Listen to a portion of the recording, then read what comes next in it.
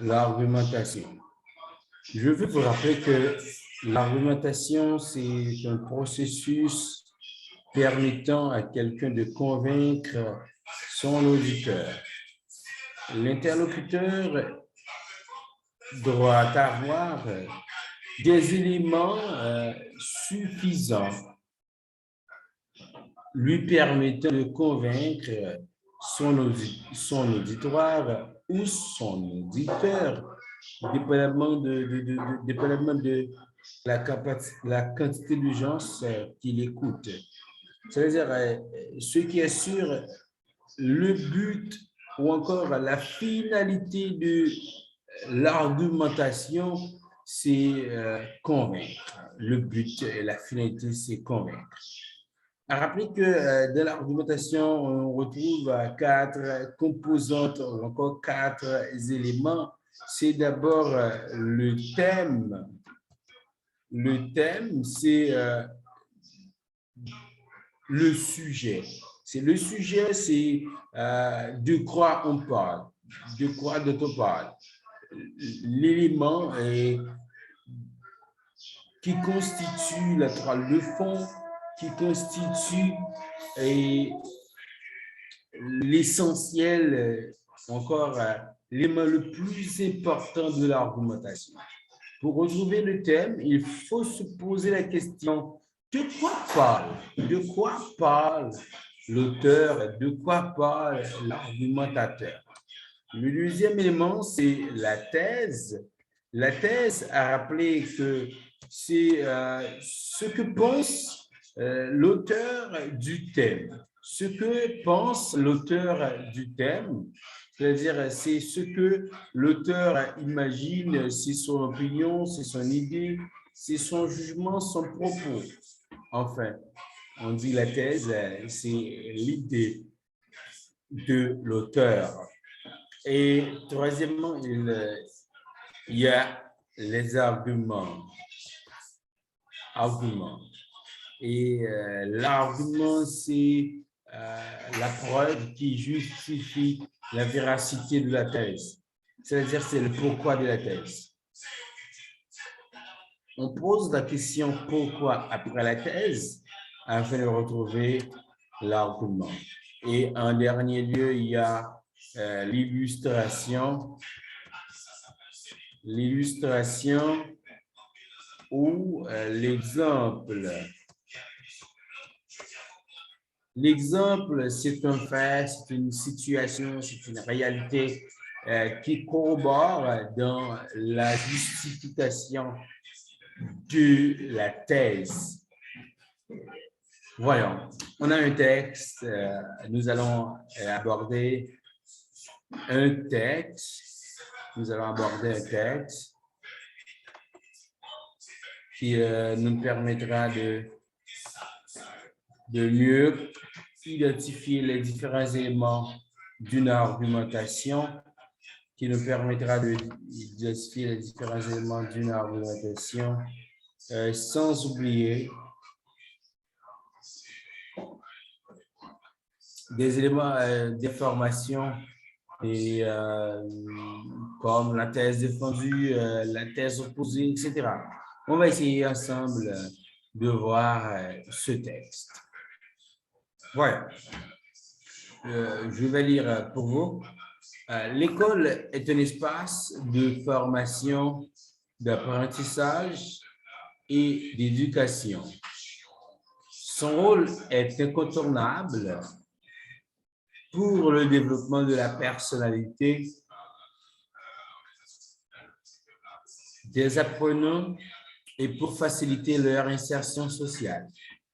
Ainsi, elle a réalisé un énorme progrès à pas de géant pour mieux servir ses finalités en passant par des modèles traditionnels vers des approches plus modernes. Alors, pour lequel des deux pratiques faut-il opter? Alors, pour lequel des deux pratiques faut-il opter? Faut-il choisir? Certes, les vieilles méthodes ont prouvé leur efficacité aux époques reculées. Effectivement, elles ont contribué à l'apparition des générations de penseurs et de chercheurs de renommée. Elles sont aussi basées sur une discipline stricte, sévère, ce qui a appris aux apprenants le sens de l'ordre. En outre, malgré ses moyens limités, l'école traditionnelle a forgé les esprits. Toutefois, le modernisme a ses droits et s'en priver est déraisonnable. Pour s'en convaincre, citons d'une part qu'elle utilise une technologie avancée comme l'informatique. D'autre part, ces pratiques ont reçu une formation solide et sont au courant de la psychologie des élèves, ce qui les rend plus aptes à améliorer leur niveau, à garantir une meilleure qualité d'apprentissage. Elle est aussi plus flexible et adaptée au niveau de chaque apprenant, alors que la formation traditionnelle est uniforme. Voilà pourquoi l'école moderne reste le choix le plus recommandé pour un apprentissage de qualité et une lecture sur le contexte de l'école en vue d'une formation solide des pratiquants. La première question qu'on aura à répondre,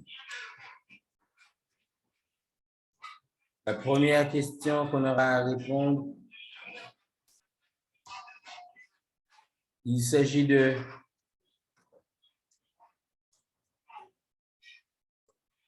quel est le thème traité par le texte et par l'auteur.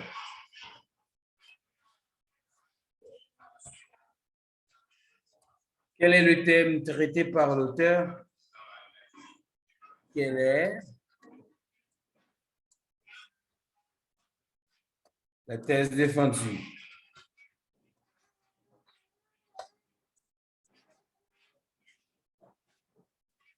Quels sont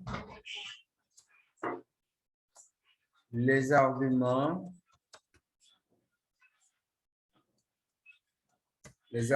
avancés? Et quelle est la thèse contraire?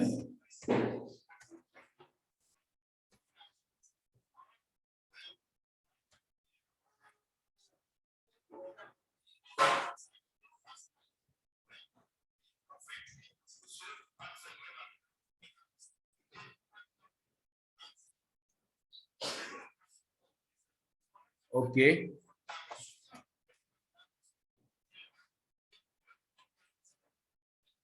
Et essayons de voir les réponses appropriées à chacune de ces questions. Quel est le thème traité par le sujet? Le thème traité, mesdames, messieurs, c'est de quoi parle le sujet. C'est la question à poser afin de retrouver le thème.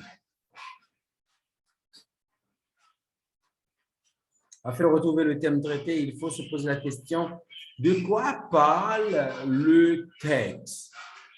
Eh bien, la réponse à cette question à travers le texte, c'est l'école. L'école, c'est le sujet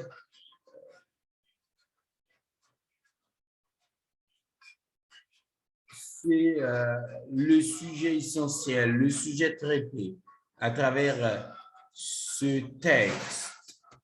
C'est-à-dire, le thème traité, c'est l'école. Je remercie encore une fois et Hans, Nathalie et Jonathan et Samuel qui étaient là hier.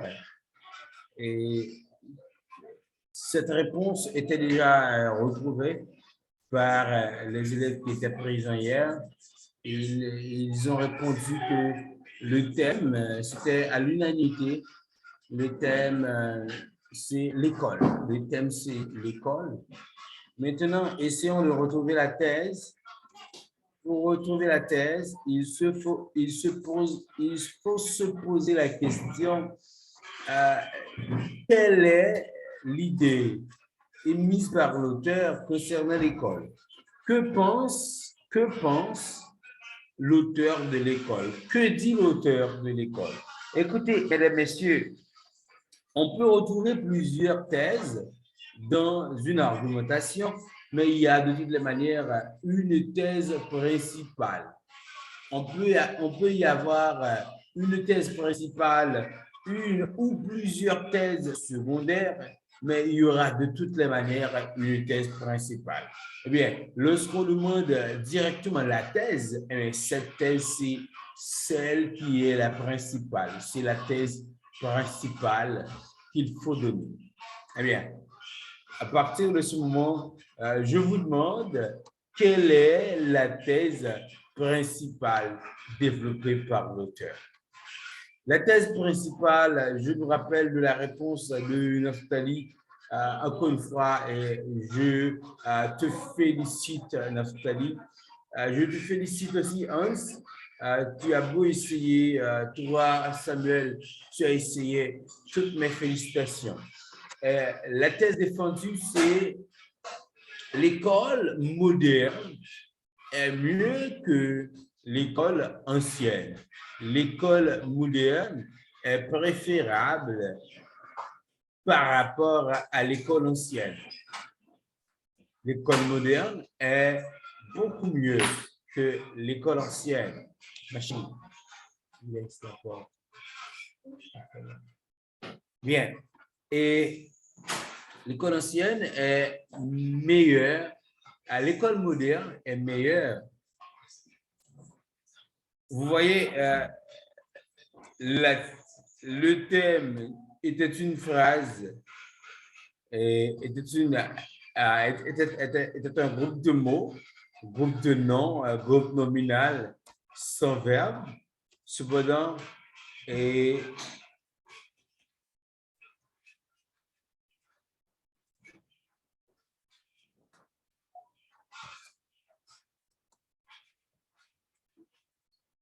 cependant, la thèse, c'est une phrase, pas une phrase nominale, mais une phrase verbale. La thèse, c'est une phrase et ceci, c'est une phrase verbale. Et oh là là, oh là là, oh là là. OK. Et la thèse, c'est l'école moderne est mieux que l'école ancienne.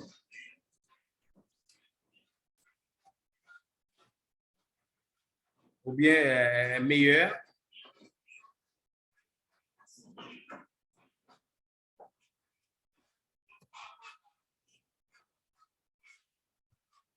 C'est une relation de comparaison entre l'école ancienne et l'école moderne. C'est ça l'idée essentielle du texte.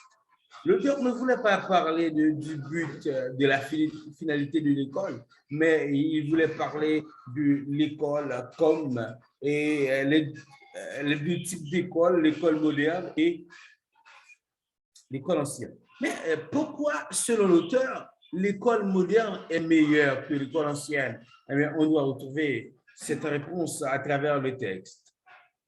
On doit retrouver cette réponse à travers le texte. Voyons. L'auteur dit effectivement, elles ont contribué, les vieilles bonnes méthodes ont contribué à l'apparition des générations de penseurs et chercheurs renommés. Ouais, voilà. Et l'auteur essaie de présenter les bienfaits de l'école ancienne, les bons côtés de l'école ancienne.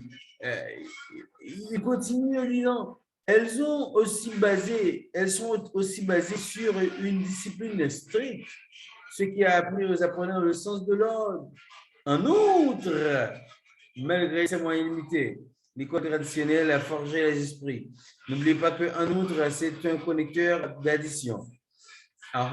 Toutefois, il faut noter, toutefois, c'est collecteur de contradictions, encore d'opposition.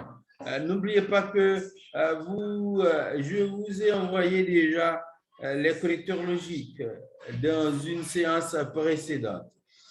Le modernisme, c'est-à-dire l'approche moderne ou l'école moderne, a ses droits et son privé est déraisonnable. On ne peut pas se priver des droits du modernisme.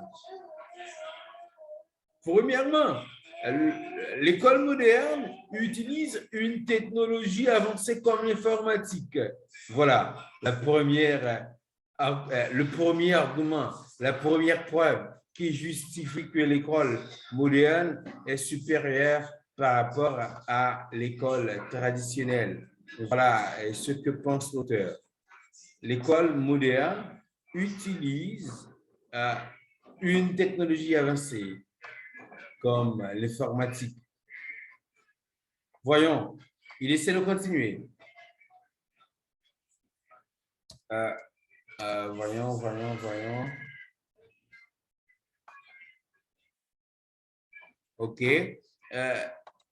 Il continue en disant, d'autre part, le fait de dire d'autre part, ça signifie qu'il y avait une première chose notée. Il y a un premier élément noté. On a déjà noté un premier élément. On va continuer à noter d'autres éléments. C'est-à-dire, il y a un deuxième élément noté. D'autre part, ces pratiquants ont reçu une formation solide et sont au courant de la psychologie des élèves, ce qui les rend plus aptes à améliorer leur niveau, à garantir une meilleure qualité d'apprentissage. Vous voyez? Écoutez, on essaie de présenter les pratiquants de l'école moderne comme des éléments des personnes mieux équipées que les éléments de l'école ancienne. C'est-à-dire, les pratiquants de l'école moderne sont beaucoup mieux équipés. Premièrement, ils sont équipés d'une solide formation appropriée à l'enseignement. Deuxièmement, ils sont au courant de la psychologie des enfants. Il sait comment motiver, il sait comment procéder afin de susciter l'envie d'apprendre chez les élèves. Et ces deux éléments les rend plus aptes à améliorer leur niveau et à garantir une meilleure qualité d'apprentissage. Écoutez, cette école est aussi plus flexible et adaptée au niveau de chaque apprenant. On dit que la formation traditionnelle ou l'école traditionnelle était uniforme. Il y a une seule façon de procéder pour quiconque. Mais pour l'école moderne, selon l'auteur, on peut procéder de différentes manières, selon l'élève, selon la situation, selon la réalité. Ce sont les arguments avancés par l'auteur. Est-ce que vous comprenez? J'espère que tout est clair. J'espère que vous me compreniez assez bien. Et premièrement, le premier argument avancé, c'est que cette école utilise une technologie avancée comme l'informatique. Deuxièmement, ces pratiquants ont une formation solide et sont au courant de la psychologie des élèves. Ce sont les arguments.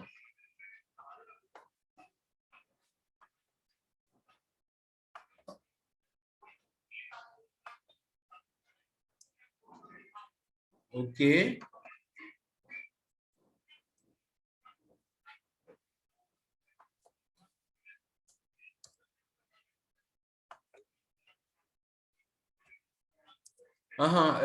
Le deuxième argument et troisième argument.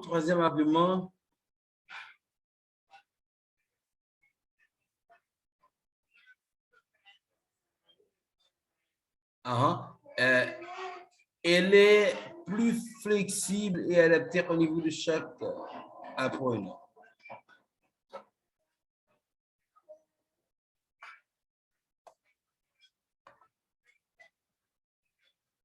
Elle est plus flexible et adaptée au niveau de chaque apprenant. C'est-à-dire, voilà les 3 arguments avancés par l'auteur. Premièrement, l'école moderne utilise une technologie avancée comme l'informatique.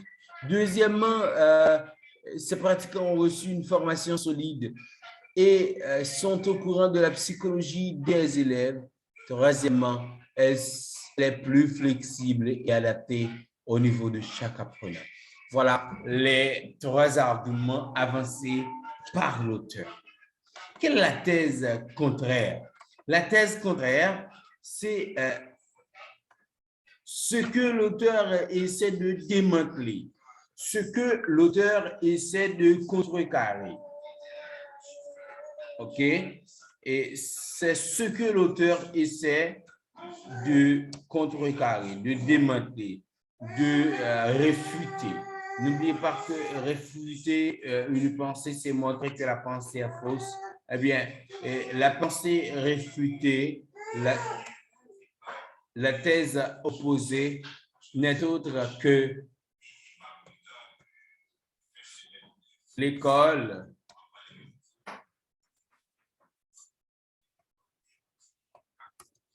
traditionnelle est la meilleure. L'école traditionnelle est la meilleure. Écoutez, j'évite de dire trop, mais l'école traditionnelle est la meilleure école, est la meilleure. Et le fait de dire que l'école traditionnelle est la meilleure